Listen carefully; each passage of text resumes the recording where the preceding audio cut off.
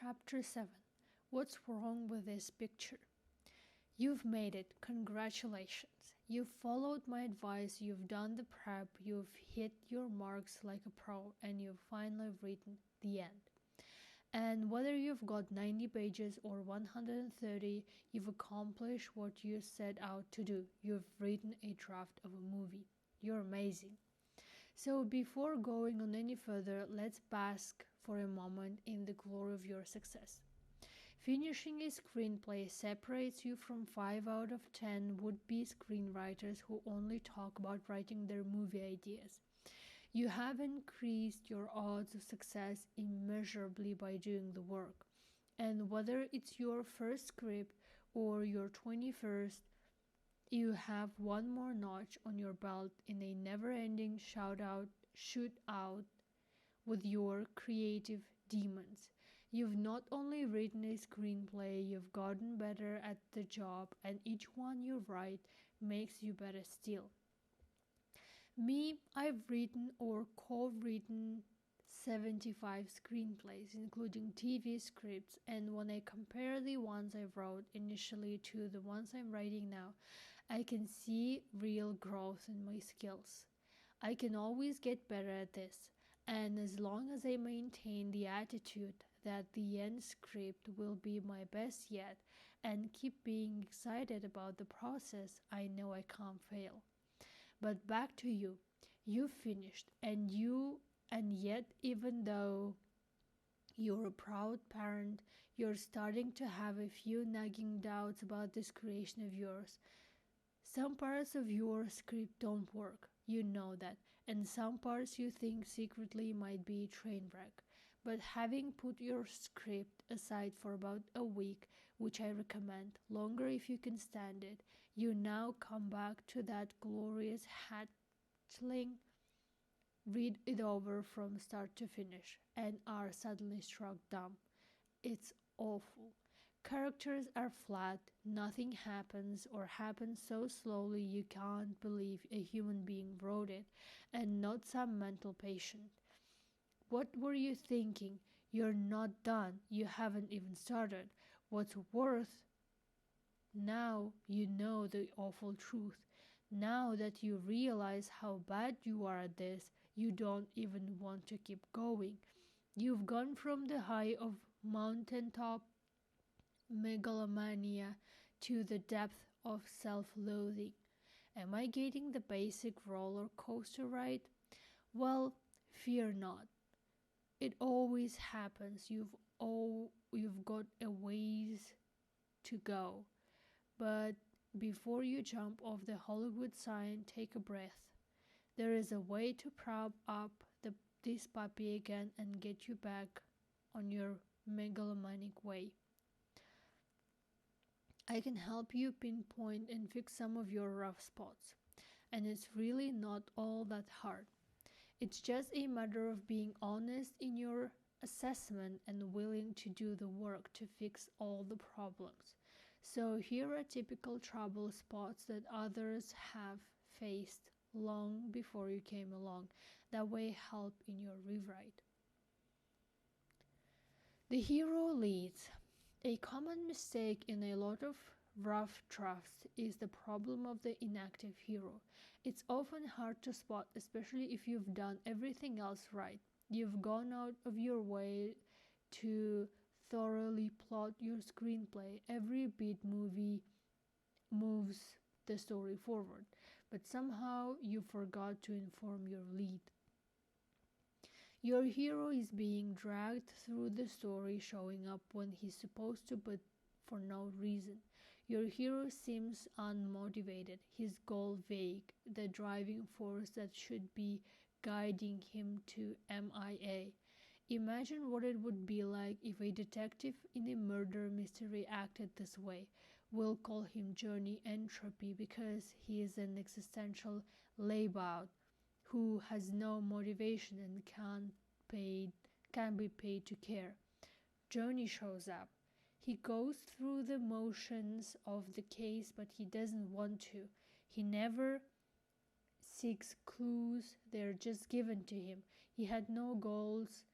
He exists, but he doesn't know why. Johnny's motto is, "What's the point? We're all gonna die someday anyway."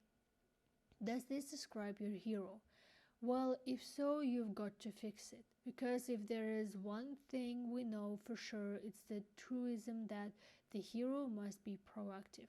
It's the law. If he's not a hero. Here is a checklist to see if your lead needs more oomph. First, is your hero goal clearly stated in the setup?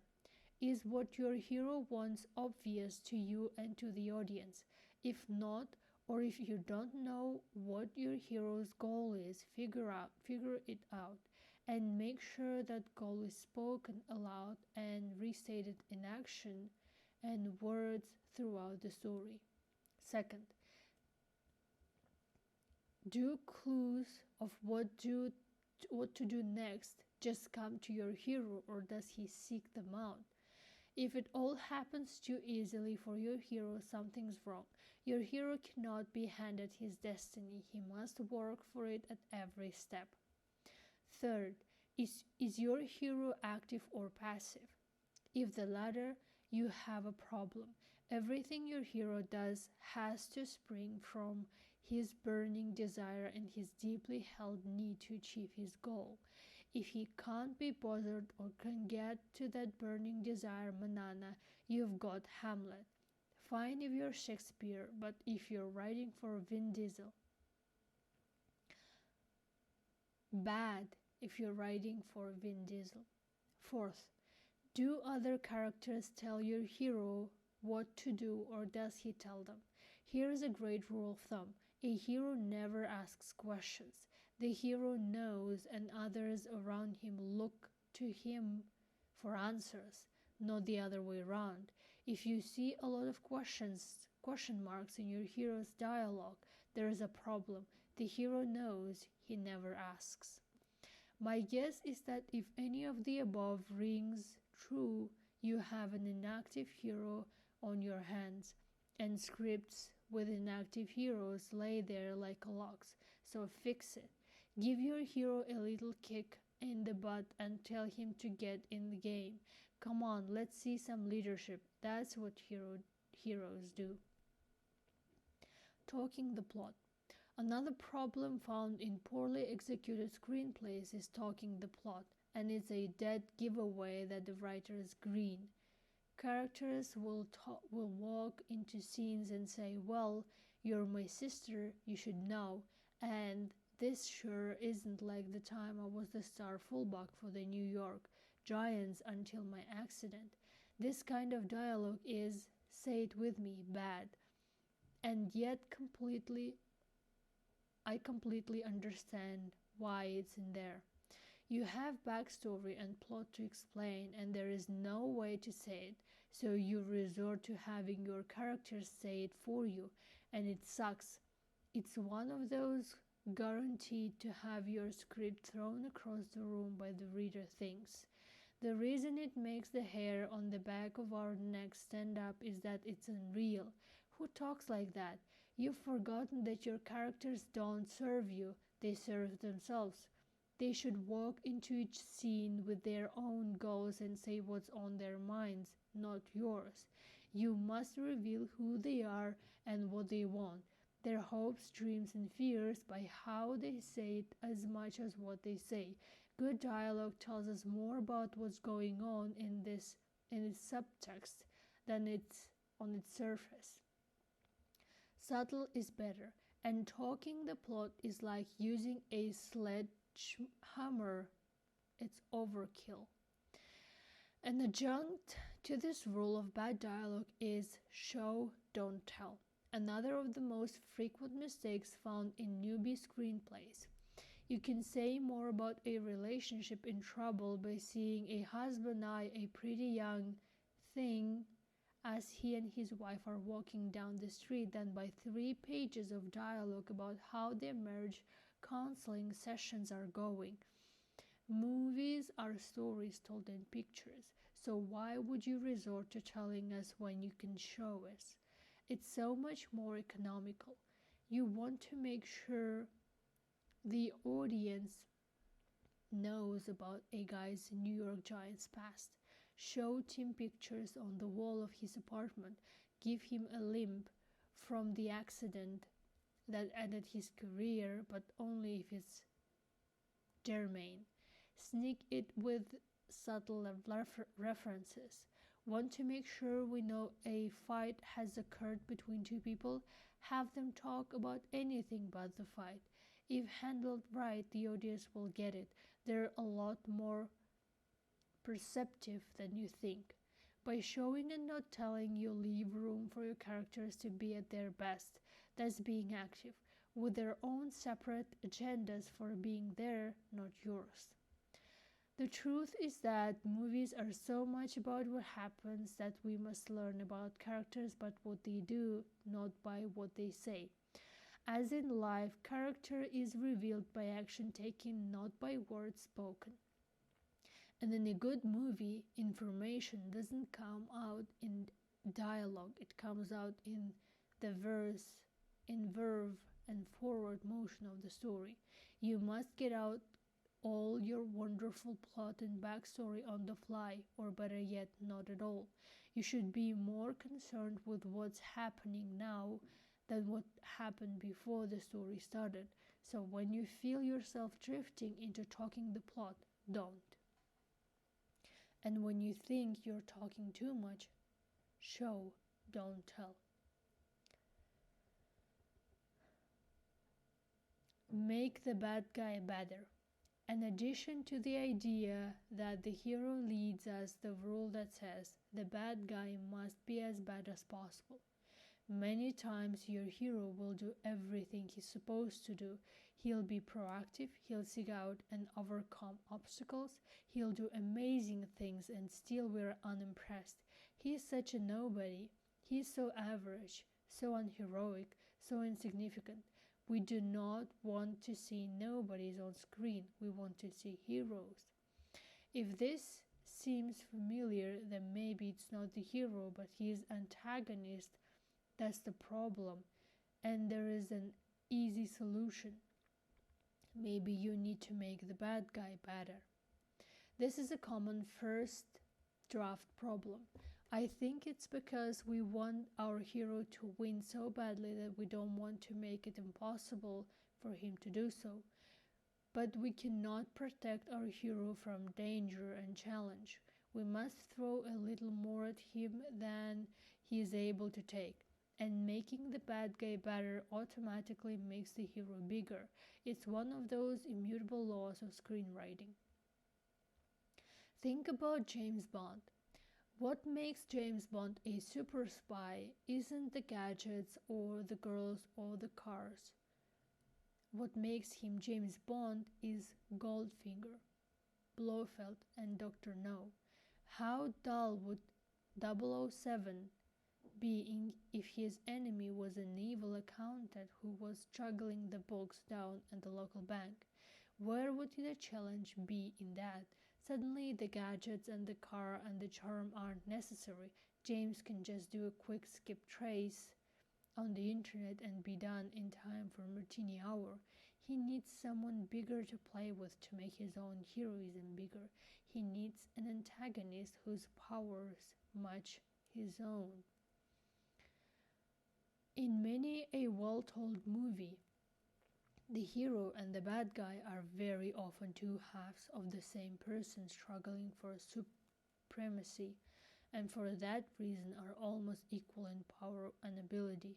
How many movies can you name that have a hero and a bad guy who are two halves of the same persona? Think about Batman, Michael Keaton and Jack Nicholson, Die Hard, Bruce Willis and Alan Rickman, and even Pretty Woman, Richard Gere and Jason Alexander. Aren't the hero and the bad guy of each of these movies the light and dark sides of the same person? Aren't they the positive and negative x-ray of one soul, and each has something to the other one's, even if it's just an answer to what makes them the way they are? The point is that the hero and the bad guy are a matched set and should be of equal skill and strength with the bad guy being just slightly more powerful than the hero because he is willing to go to any length to win. After all, the bad guy has given up on having family values by definition. This doesn't mean you make the bad guy impossible to beat, just a challenge that looks impossible. So if your hero and your bad guy are not of equal strength, make them so, but give the edge to the bad guy by ratcheting up the power and invincibility of the bad guy. The hero will have to do more that we can admire, making the bad guy just out of reach of the ability of the hero to defeat him elevates our hero.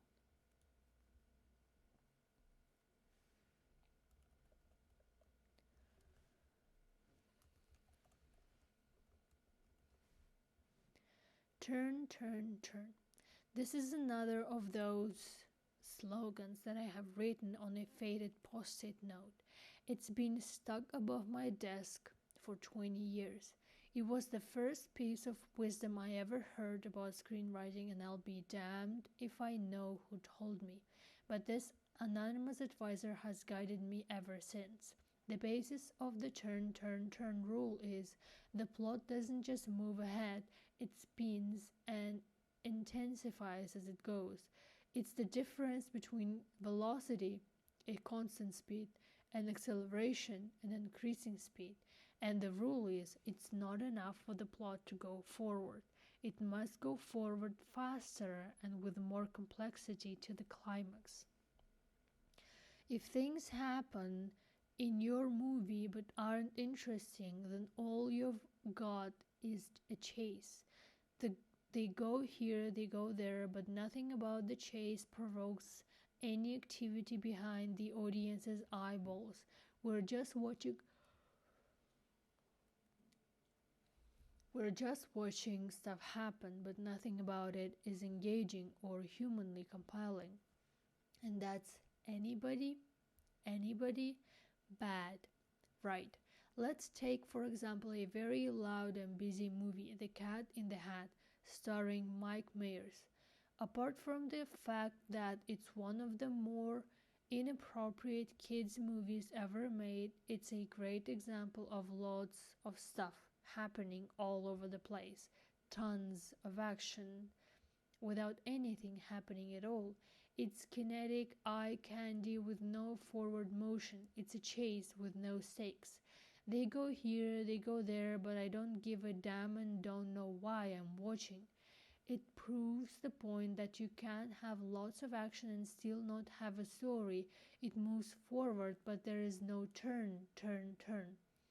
More must be revealed along every step of the plot about your characters and what all this action means to that end.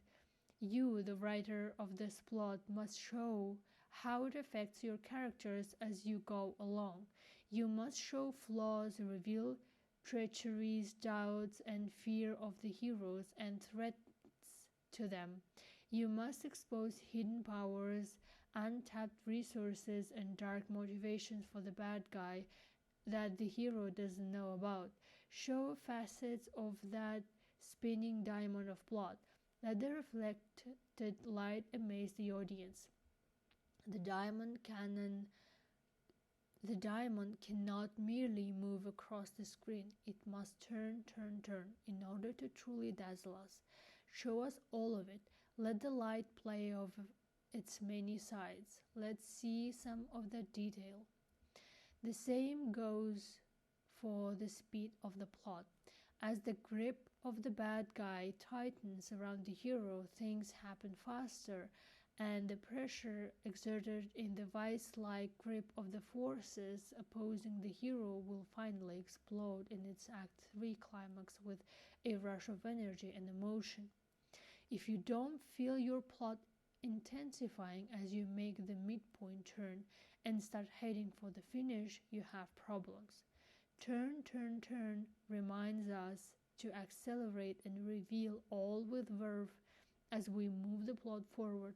Turn, turn, turn tells us to make the plot more dynamic and less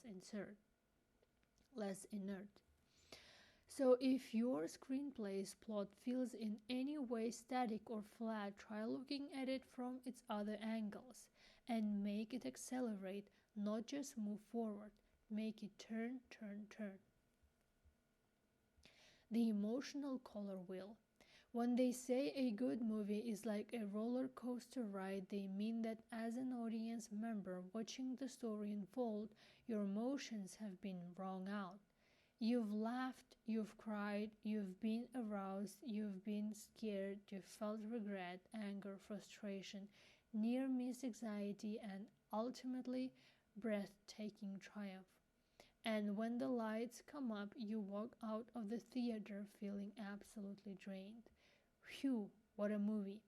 Whether it's a comedy or a drama, wringing out the emotions of the audience is the name of the game. Making it an emotional experience using all the emotions is what's about. Think why that is. We go to the movies not only to escape reality and to ultimately learn a little lesson about life, but to experience a dream state where life and its attendant emotions are recreated in a safe environment. Like a good dream, we must leave the movie. We must run in place along with the hero in our sleep, clutch our pillows at the love scene, and hide under the covers during the breathtaking climax of the film to wake exhausted but fulfilled, wrung out, worked out, and satisfied. So your movie doesn't have this. So what? So it's one note emotionally. If it's a comedy and it's funny all the way through, what's the problem? If it's a drama and it's tense from start to finish, that's all. What's wrong with that? Well, let's take a look at two filmmakers I never thought I'd reference in any how-to books. The Farrelly brothers. They write and direct comedies like Something About Mary, Shallow Hal, and Stuck on You, and are known for hilarious ribald set pieces. But if you think all they are is funny, you're wrong. These guys work emotionally. In each of their movies, they have scenes of great fear, scenes of intense longing, scenes of lust, scenes of human foible. Their movies work because they use every color in the emotional color wheel. It's not just one note funny. And you can do the same. If your script feels one note emotionally, go back and flesh it out using all the colors in the palette. Where's your lust scene? Where's your frustration scene? Where's your scary scene? And if you do not have these, take a sense that's just funny or just dramatic and try to play it for one of the missing colors. A good way to do this is to actually choose a color of each of the missing emotions and go back and take certain scenes to change the emotional tone from one type to another.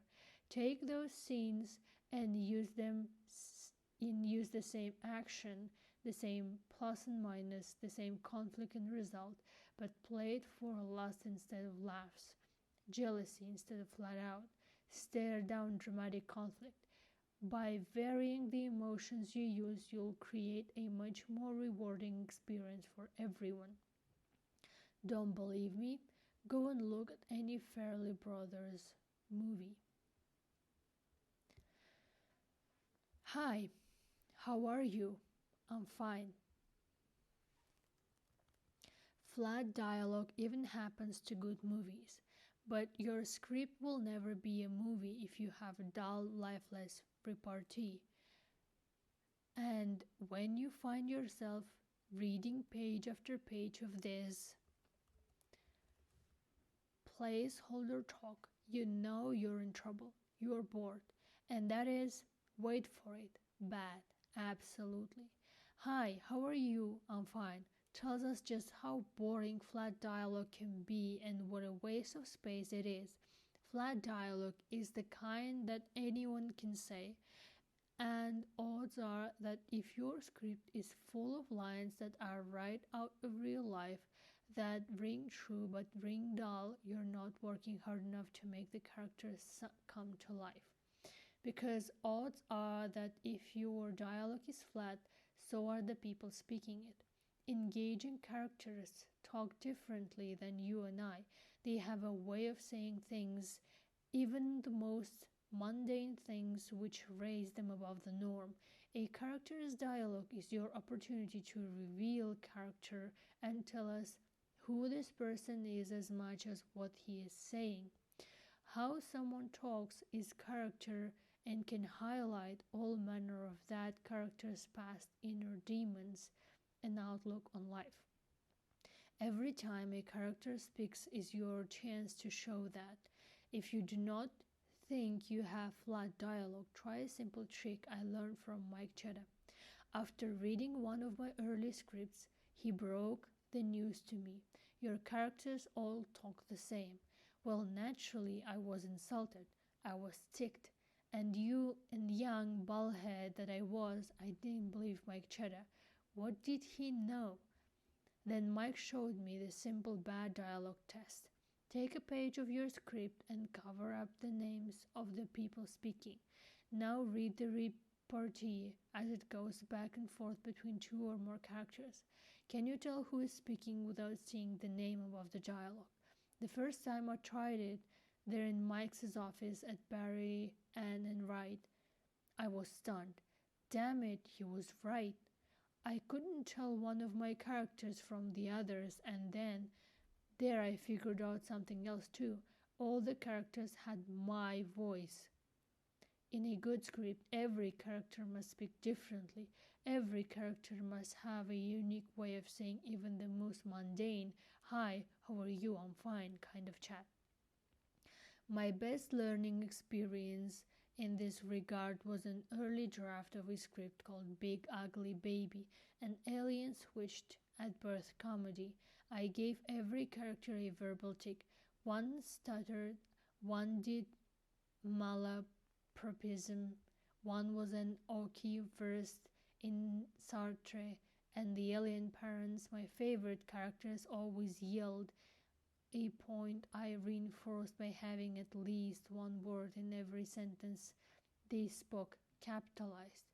While you don't have to be this drastic in your script, that exercise showed me how I could make characters richer and more fun to read out loud, by the way. I had learned that amping up even the most "Hi, how are you? I'm fine" kind of dialogue revealed everything about each of my characters and made the read 100% better. Take a step back. I have just been involved in 10 months of rewrites. My partner Sheldon and I were working on our Golden Fleece, and it took 7, count them 7, drafts to get it right. One of the reasons it took so long is that we had made a basic mistake. We had broken the rule of take a step back. Just so you know, it happens to everybody, even pros. As mentioned in Character 4, our story is about a kid who is kicked out of military school and sent home only to find that his parents have moved away without telling him. So our kid hero goes on the road and has lots of fun adventures where he interacts with people and helps them, because he is a good kid who causes flowers to bloom and changes the lives of strangers wherever he goes. Our mistake was that the way we had created the character, a nice kid who helps others, didn't give him anywhere to go. Our hero had already changed. He didn't need this journey. He was the same person he was at the beginning that he was at the end. And the fixing of that problem, draft by draft, took forever. Each draft was about taking him back a step emotionally so the journey means something. Okay, a little bit further. Okay, let's take him all the way back. It seems easy now, but in the middle of it, we couldn't figure it out. We couldn't see that what we needed to do was take our hero back as far as possible so that the story would be about his growth. And believe it or not, this kind of mistake happens all the time. A lot of us know where our heroes end up and don't want to put them through the torment of growth, so we avoid the pain for them. And just like raising a child, you can't do that. These characters have to grow by getting bumped on the nose, and whether we like it or not, we have to let them. In our case, Sheldon and I liked our hero so much and wanted him to come out in the end being upbeat, positive, and special, but we didn't want to see his struggle to become that. It was like reading the answers at the back of the book without doing the work on the test questions. We wanted to get there so badly, we didn't see that getting there was the story, and showing the bumps along the way made the payoff greater. Take a step back applies to all your characters. In order to show how everyone grows and changes in the course of your story, you must take them all back to the starting point. Don't get caught up in the end result and deny as the fun of how they get there. We want to see it happen to everyone. This is just one more example of how movies must show the audience everything, all the change, all the growth, all the action of a hero's journey, by taking it all back as far as possible, by drawing the bow back to its very quivering endpoint. The flight of the arrow is its strongest, longest, and best.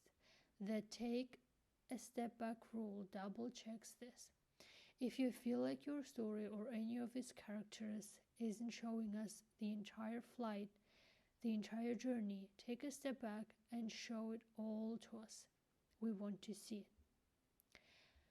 it. A limp and an eye patch. Sometimes in a screenplay, the basics are done. Your hero and bad guy are great.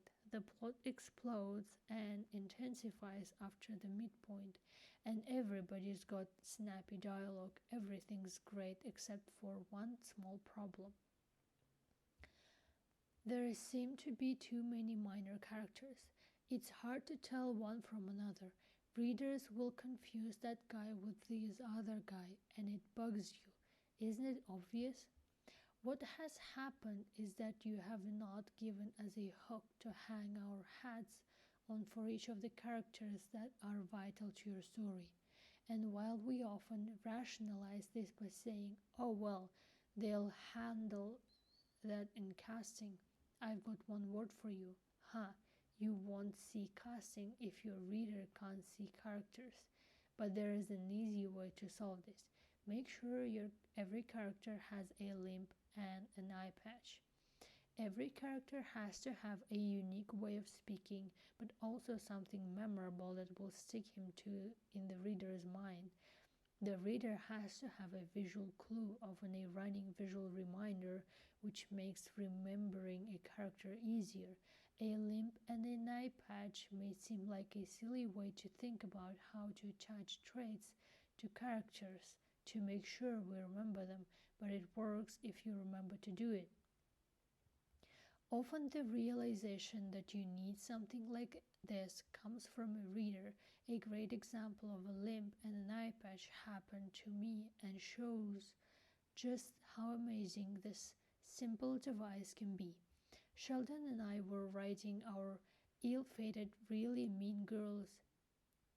We had one character, the lead boy, who has a crush on our lead girl and acts as the speaker of truth whenever he is around, keeping the lead girl on the straight and narrow with his normal compass. He's a funny kid, mature beyond his years, the type of who will be a sterling adult, but right now is too smart for his own good. He was vital. He was vital to the plot, but somehow unmemorable on the page. Our manager, Andy Cohen, read draft after draft and kept getting stuck on the boy. Who was he? Yes, he had an important function, but why was he interesting? We tried changing dialogue, making him funnier, smarter, but still got the same note. Finally, Sheldon came up with a brilliant fix. When we meet the boy for the first time, we described him as wearing a black t-shirt and sporting a wispy soul patch on his chin. Emblematically, it fit, showing his yearning to be hip and older to the inside and not quite cutting it in his appearance. And every time he appeared, we referenced this. We gave the script back to Andy, and he called us to say he didn't know what we've done, but the character of the boy really popped for him. The boy jumped off the page and registered in his mind. We had done very little overall. He was the same kid. We just gave him a limp and an eye patch. And it made all the difference. Is this technique fake or artifice? No, it's screenwriting. It's the job.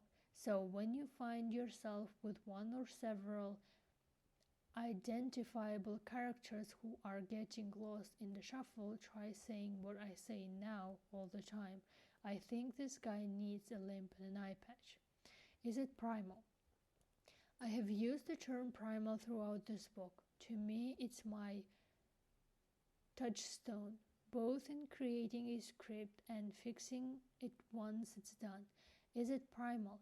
Is a question I ask from the beginning to the end of a project, and making it more primal is the name of the game. To ask, is it primal, or would a caveman understand, is to ask if you are connecting with the audience at a basic level. Does your plot hinge on primal drives, like survival, hunger, sex, protection of loved ones, or fear of death? At the root of anyone's goal in a movie must be something that basic, even if on its surface it seems to be about something else.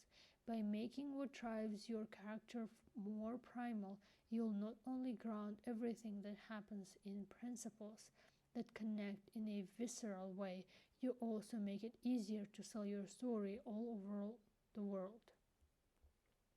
Think about it. Everyone in China gets a love story. Everyone in South America understands a Jaws or an alien because Don't Get Eaten is primal, even without snappy dialogue. But this can also go for little fixes of minor characters or subplots in a script that's not working. Are these characters motivated by primal drives? It's another way of saying, are these characters acting like recognizable human beings? At their core, they must be, or else you are not addressing primal issues. Let's say you have a highfalutin concept, stockbrokers rigging the international bond market. Fine, all very interesting, but at its core, no matter what the plot is, by making each character's desire more primal, that plot is grounded in a reality that everyone can understand. Suddenly, it's not about stockbrokers, it's about human being trying to survive. Here are primal drives in the storylines of a few hit films. The desire to save one's family, Die Hard. The desire to protect one's home, Home Alone. The desire to find a mate, Sleepless in Seattle. The desire to exact revenge, Gladiator. The desire to survive, Titanic. Each of these is about a primal need that might be better seen as a biological need, the prime directive. The desire to win the lottery is in fact the desire to have more food, more wives, make more children, to be able to reproduce at will. The desire for revenge is in fact the desire to knock off a competing DNA carrier and propel your own DNA forward. The desire to find one's parent or child is the desire to shore up and defend existing DNA and survive. You may think your story is about something more sophisticated than this. It's not. In its core, it must be about something that resonates at a caveman level. Altogether now, when in doubt, ask, is it primal? Summary. So now you've seen how you can double check your work using simple rules of the road. If your script feels flat or if you get back comments from readers who can't quite put their finger on it but know something's wrong, here are 7 easy thought starters to help you find the weak spot and fix it. Ask yourself these questions, the is it broken test. First, does my hero lead the action? Is he proactive at every stage of the game and fired up by a desire or goal? Do my characters talk the plot? Am I saying things a novelist would say through my characters instead of letting it be seen in the action of my screenplay? Third, is the bad guy bad enough? Does he offer my hero the right kind of challenge? Do they both belong in this movie? Fourth, does my plot move faster and grow more intense after the midpoint? Is more revealed about the hero and the bad guy as we come into the Act 3 finale? 5. Is my script one note emotionally? Is it all drama, all comedy, all sadness, all frustration? Does it feel like it needs but does not offer emotion breaks? 6. Is my dialogue flat? After doing the bad dialogue test, does it seem like everyone talks the same? Can I tell one character from another just by how he or she speaks? 7. Do my minor characters stand out from each other, and are they easy to differentiate by how they look in the mind's eye? Is each unique in speech, look, and manner? 8. Does the hero's journey start as far back as it can go? Am I seeing the entire length of the emotional growth of the hero in this story? 9. Is it primal? Are my characters at their core reaching out for a primal desire to be loved, to survive, to protect family, to exact revenge? If you are having any nagging doubts about any of the above, you know what to do. You have the tools to go back and fix it. But will you? That's the rub. Here is a tip. When in doubt, do it. Odds are that if you or your initial batch of readers have found problems with your screenplay, everyone else will too.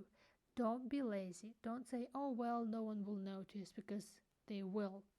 It's better to be brilliant now and have the guts to fix your mistakes before your script sitting on the Steven Spielberg's desk. You only get the one shot at a first impression.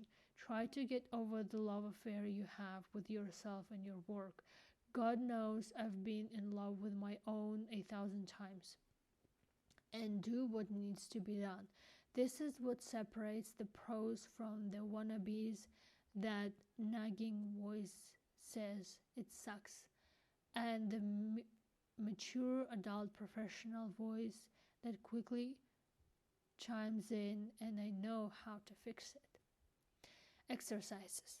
First, go back over your list of movies in your favorite genre. Pick one that feels weak and use the is it broken test to see if it can be improved.